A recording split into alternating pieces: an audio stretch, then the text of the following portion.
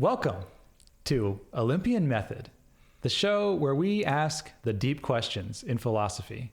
Please like our video, subscribe, and hit that bell notification so you'll know when our new videos come out. And leave a comment telling us how handsome Wolf is. Or any reason. Or tell us who has the better hair. I know I need to shave, but anyway. Yeah.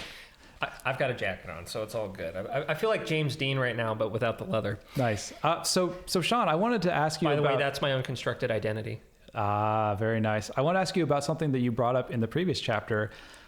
It was, I think, a thought experiment about a child who is playing all alone, sort of in their own imaginary world, and sort of what we can glean from that. Okay, so it's a thought experiment, but it's very grounded in developmental psychology. So when we are children, we play. And it seems completely obvious to say, but I always say, if you don't state the obvious, you create the oblivious. Nice. So anyway, when a child is playing by themselves, they are negotiating an identity. Mm-hmm. Let's say, and I use the thought experiment because I actually used to do this. I played video games from a very young age, which is kind of like, a simulated fantasy of where there aren't really any consequences. When you're playing a video game, even though there's avatars and characters in the game, you don't have to negotiate your identity. Your identity is just almost like the observer of that world. You kind of get complete control over your identity in some sense. Yeah. That you don't necessarily get in the real world. Right. Well, you're basically a god, more or less. It's like a god simulation. It depends on the mechanics of the game, but yeah. So anyway, I took inspiration from that, being allowed to play video games from a young age, and I used to play a game called Mech Warrior. This is going somewhere, folks. Okay. But I would pretend to be a giant robot that could destroy buildings, had lasers coming out of my hands, Pacific Rim style. I don't think you were the only kid who pretended they were a big menacing robot at some point in their childhood. But imagine a kid who only does that by themselves. They have no restrictions on what their identity can be. They can literally be anything. Right. When they're playing. Now, imagine that kid is playing with somebody else. And they're like, I'm a big, powerful robot. I can shoot rockets out of my hands. And another kid's like, yeah, well, I can shoot lasers out of my butthole. I don't know. It's gonna get demonetized for that. We're not even monetized, but anyway, it's like the point is it's like you negotiate your identity even when you're playing imaginary games with other kids at that age. Like when you're like 3 to 6 or like 2 to 4, it's like you go through that cycle. So, but you that negotiation isn't needed when you're off in your own imagination, right? You're like you're saying, you're essentially a god. You're all powerful in that scenario because anything is possible as long as you're able to imagine it. Yeah, and it's very, I guess, solipsistic is kind of the right word, where your interpretation of reality is like kind of the only one that really matters. Mm-hmm.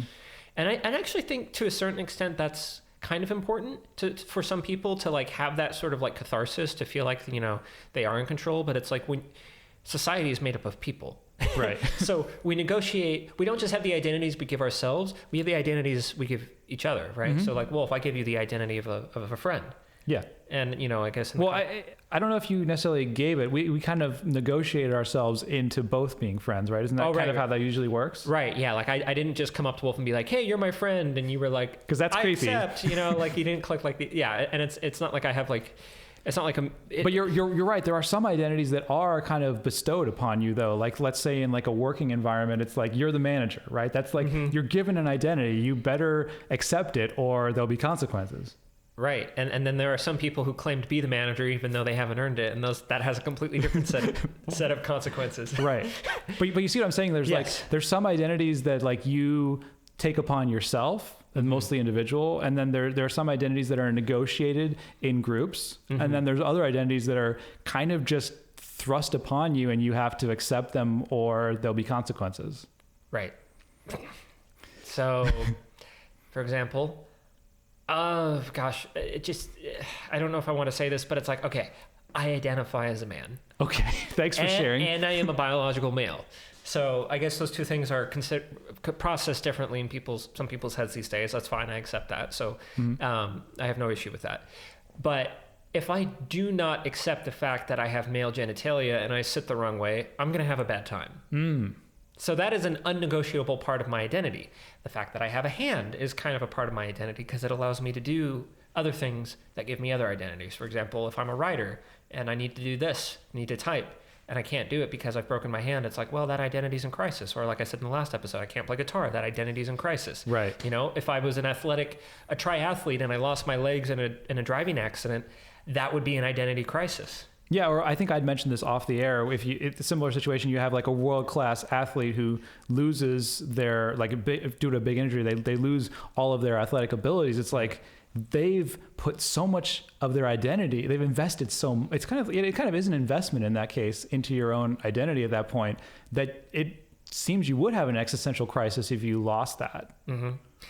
And I've heard a couple of people say that what we're seeing right now, there's a lot of issues going on in the world today, but I heard the thought, and I think it's true, is that a lot of people never really got the chance to play and negotiate identities with people at a young age. And I think part of the reason for that is our generation did grow up with video games. Mm-hmm. We did grow up living in that solipsistic world where we could make our own identity and not have to negotiate it with other people. Or we still did, but it was like there was like now a confounding variable where it's like you didn't have to negotiate it. You could sit at home and play video games all day, and that was perfectly acceptable. You could be the God of War, Kratos. You could be, you know, Master Chief from Halo. You know, you could be anything you wanted to be that was created by somebody else. And so, yeah, I mean that's not exactly a new phenomenon, because there are some people who would escape into like books even before technology was a thing, right? So I mean, I think human beings have been doing that for a long time. Mm-hmm. I think books are slightly different because you're at least. You're not actively engaging in that world. You're just sort of appreciating the world that's being created. I can at least engage pretty actively. Okay, I will correct myself. That is true, because when I read the Harry Potter books, I used to pretend that I was like at Hogwarts with Harry and Ron and Hermione. So you're right. That can definitely be fueling your active imagination. And that's important. By the way, that is so important. And so I'm not saying that's a bad thing, but I think it's maybe what we've lost as a society is the aspect of our identities that are negotiated with other people. Mm-hmm. And we've kind of lost a sense of what's the acceptable amount of individual identity that I give to myself, and what's the acceptable amount of identity that other people give to me. Right. And I think one thing that's changing, like in this era we're in as a pandemic, like I'm one of the people who's been working from home now for over a year. Mm-hmm. And I think that's definitely modified my identity to some degree, right? Because now all of my interactions with coworkers have been happening, you know, over Zoom meetings in this case, which is a very different kind of interaction than you get when you're in an office with someone. That's very true. And I think that leads to your negotiated identity is actually different fundamentally because of that. Mm-hmm. Well, it's like I imagine that when you're in person, you're able to kind of use your body language more effectively. It's not just what you see on the camera, but it's how you stand and how you move. And it's hard to you don't actually make eye contact with people when you're on a Zoom call. Mm. Like I'm having the issue with that right now. It's like, do I look at Wolf's face on the screen? Do I look at Wolf in person? Do I look at the camera? And it's like how do I convey to the person watching this that I'm actively trying to engage with them? And by the way, the person who's watching this, they can't really talk with me. They're having thoughts in their own head while they're listening to this, if they've made it this far. Thank you, by the way, if you have. But, congratulations. But it's like, you know, it's different because it's like the person who's watching this, it's probably one, at least, probably going to be us in the future. And hopefully it's more, but it's like, it's an interesting identity that it's almost like this identity that's in this video right now. Mm-hmm. It's like an avatar of me. It's actually not me. Does that make, and that's an interesting thing. Cause it's like, if I change after I make this video and my ideas change, the only way that I can actually effectively do that would be to delete this video, which I don't want to do. Mm. But it's like, but to a point, I think that's related to that. I think being in front of a camera is another thing that might change what your identity is, or at least how you behave in that scenario, right? Because it's a negotiation of you with whoever the viewer is going to be, right? Versus the negotiation you'd have with someone in person, like you were saying, would necessarily be different. Right, exactly. And it's because it's for a different audience. It is, it's true. And podcasting this is such a new thing. Like, talk about an identity as being a podcaster, right? Like, it's so interesting I'm having a discussion with you, Wolf, but it's like, I'm so curious to know what the people who are watching this are thinking. Like I don't like talking to an empty room. Like, I've tried doing that where I make videos and it's like, I don't have anything to negotiate with. It's kind of my true self. And I think that that's important to hear your own thoughts and what you think your identity is. But it's also important, I think, to accept the limitations that other people give you within reason. Like, obviously you don't want to be bullied. right? Right. You don't want to be put down. You don't want to be put into a box that you don't want to be put into. But at the same time, you don't want to put an identity on yourself that's not realistic. Mm-hmm. For example, I'm not a giant robot that can shoot laser beams out of my hands. And good thing I'm not, because with anger issues like this, that would probably be bad for everybody. Anyway, so let's talk about the family identity, though, a little bit. Okay, sure. So you have the kid who's alone, playing with other kids. That's a negotiated identity. But you don't get to negotiate the fact that you were born. No, that's kind of non-negotiable. Yeah, and the fact that you're a son or a daughter, I mean, regardless of what you identify gender-wise, it's like you are an offspring. You were biologically created. You cannot get past that fact. And so you now you are forced into a social structure with two existing adults of whom you've never met, who you must form and the model that you use for them will be the model that you use for probably most, if not all, of your other social interactions with other people. At least at an early age. At least at an early age, right? And so obviously it's important to interact with other people besides your parents, but I guess, I can't not talk about Peterson in this regard. Of course you can't. Because he's been called the father figure of YouTube in a way. So it's like, what is a father?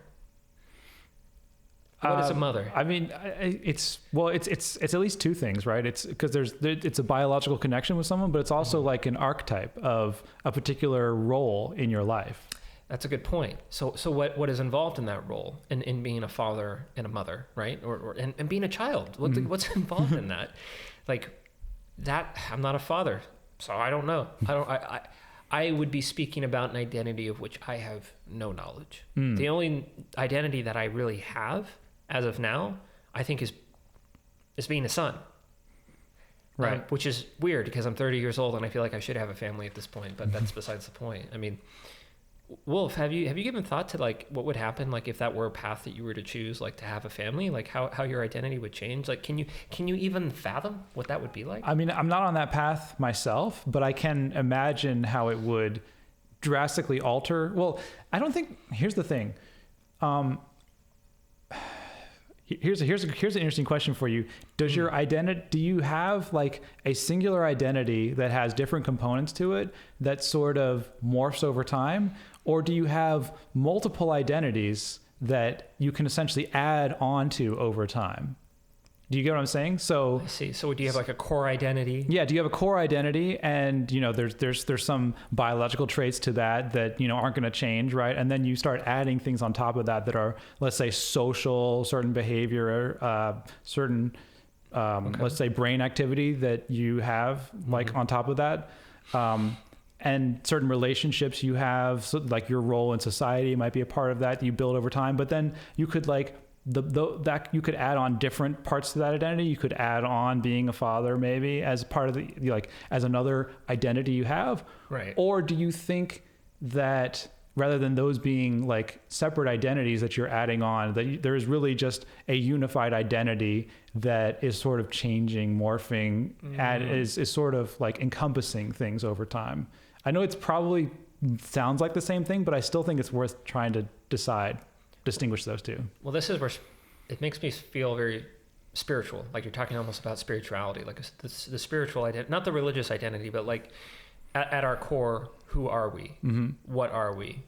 Like what is that answer? What is the human identity? And should we even think about it as a human identity? Should we think about it beyond that in terms of an identity of just being a living being? Right. I mean, so there was the notion of the global identity, but you could take that even like universal identity, right? Is there is there an identity that just means like to be, right, or not to be? Well, I mean, it's like clearly it's better to be than to not be. Right? Right, but is there an identity that is shared by all things that be? Oh. Or all things that are, is my question. You're blowing my mind right now, man. I know. I hadn't even thought about that one until just now. Oh my gosh. This is why Shakespeare was so brilliant. Maybe he like knew this and that's why he posed the question. Could be. So what do you think, folks? Is to be or not to be? That is the question. Indeed. Well, Wolf, I'm kind of out of steam on that one. So I ended the last episode with, I guess, a question for the audience to consider.